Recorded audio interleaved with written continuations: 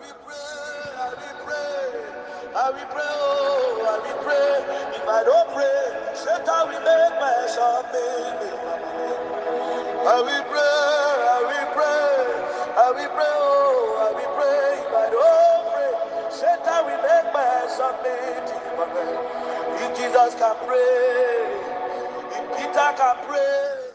Shalom, shalom, bien-aimés, shalom, shalom, frères en Christ.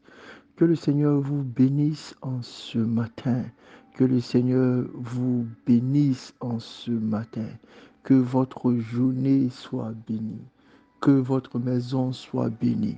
Que vos mains soient bénies. Que vos pieds soient bénis.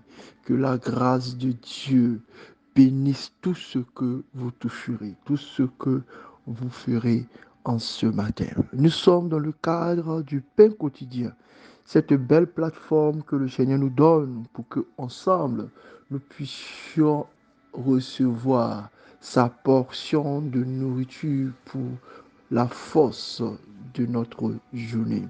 Nous sommes dans le pain quotidien. Aujourd'hui, le vendredi 28 avril 2023, nous sommes le dernier jour pour notre étude commune du pain quotidien et nous continuons notre thème, notre dernier thème pour ce mois le dernier thème pour cette semaine qui est les tueurs de ta destinée, les tueurs de destinée. En ce matin, le Seigneur nous fait une bonne part en nous inspirant le thème d'aujourd'hui, esprit de rivalité. Et nous tirons ce thème du livre de Philippiens, chapitre 2, verset 3. Les tueurs de destinée, les tueurs de ta destinée. Esprit de rivalité. Philippiens 2, verset 3. Nous lisons avec révérence la parole de Dieu. Ne faites rien par esprit de parti ou par vaine gloire, mais que l'humilité vous fasse regarder les autres comme étant au-dessus de vous-même. Ne faites rien par esprit de parti ou par vaine gloire, mais que l'humilité vous fasse regarder les autres comme étant au-dessus de vous. Bien-aimé, s'il y a une chose que Satan fera pour t'empêcher de rentrer dans ta destinée, c'est de t'inspirer la rivalité. C'est de créer en toi un esprit partisan, un esprit de vaine gloire, un esprit de compétition démesurée, un esprit qui voit l'autre comme son adversaire. Et malheureusement, en le faisant, il arrive à court-circuiter ta vie, il arrive à court-circuiter ta destinée. Parce que vous le savez, il y a ce que nous appelons les connexions divines. Bien-aimés, les connexions divines et les aides surnaturelles sont les choses que Dieu dépose sur le long de notre chemin pour nous accompagner, pour nous aider, pour nous permettre d'être recadrés et d'être remis dans la course vers notre destinée. Mais quand nous commençons à agir par vaine gloire, par esprit de parti, par esprit de rivalité, par compétition exagérée, nous finissons à ne plus saisir l'importance des personnes, l'importance des circonstances. Nous finissons par ne plus saisir tout ce qu'il y a dans la circonstance, dans l'atmosphère, pour nous permettre d'être aiguisés, d'être alignés. C'est pourquoi la Bible dit que toute chose concourt au bien de ceux qui aiment Dieu. Seigneur, tu as dit cela et c'est vrai. Bien-aimé, si notre Dieu a dit cela, c'est vrai. C'est vrai. C'est vrai. Bien-aimé, si Myriam n'était pas là, Moïse peut-être aurait été mort ou aurait trouvé une autre personne.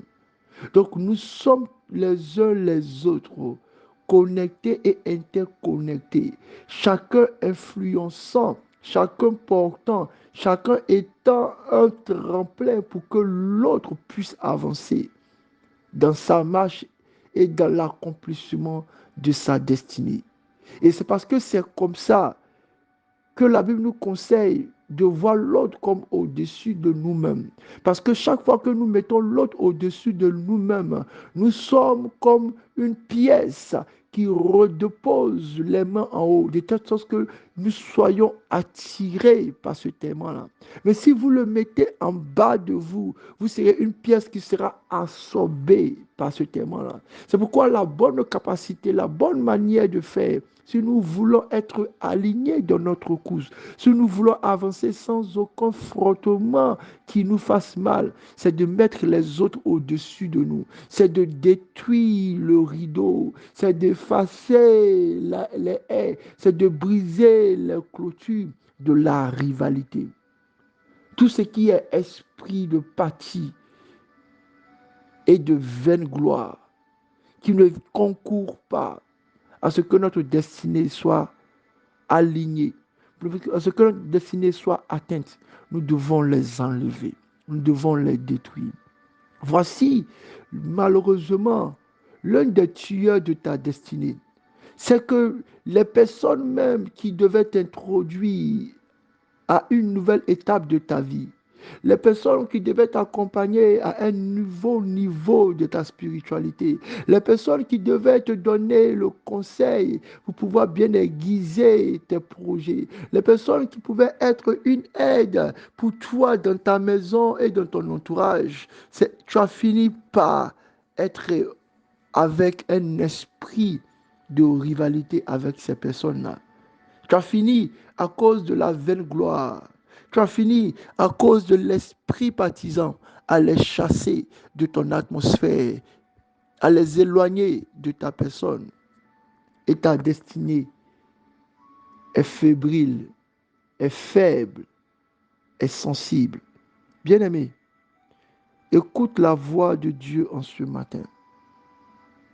Apprends, apprends, apprends dès aujourd'hui à ouvrir tes yeux autour de toi, à voir ton prochain comme supérieur à toi, à le voir comme un allié plutôt qu'un adversaire. Nous n'avons pas à lutter contre la chair et le sang, mais contre tous les esprits méchants dans les lieux célestes, contre les dominations, contre les principautés. Bien-aimés, nous n'avons pas à lutter contre la chair et le sang. Ce n'est pas ton époux, ce n'est pas ton conjoint, ton adversaire. Ce n'est pas ton enfant, ce n'est pas tes parents, ton adversaire. Ce ne sont pas les bien-aimés dans la foi, tes adversaires. Ce ne sont même pas tes collègues, tes adversaires. Vous pouvez avoir des différences de fait, des différentes manières d'avoir des idées.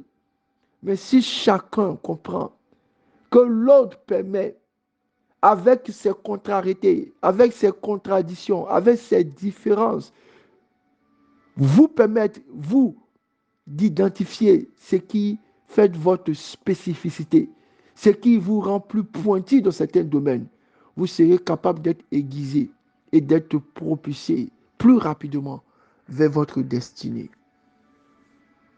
Nous n'avons pas à lutter contre la chair et le sang, et toutes choses concourent au bien de ceux qui aiment l'Éternel. Bien-aimés, sans ces quelques mots que nous terminons cette si belle série que le Seigneur nous a accordé de parcourir ensemble durant le mois d'avril. Et je voudrais, en quelques 2 ou 3 minutes, nous rappeler ce que nous avons ensemble parcouru. Notre thème, accomplir sa destinée, est tiré de Jérémie chapitre 1, verset 5.